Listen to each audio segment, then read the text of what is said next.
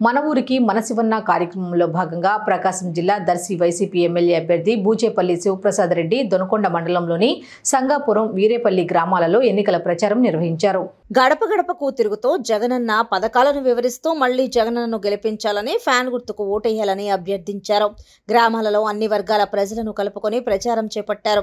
ప్రచారానికి నాయకులు కార్యకర్తలు అధిక సంఖ్యలో పాల్గొన్నారు. ఈ సందర్భంగా బూచేపల్లి శివప్రసాద్ రెడ్డి మాట్లాడారు.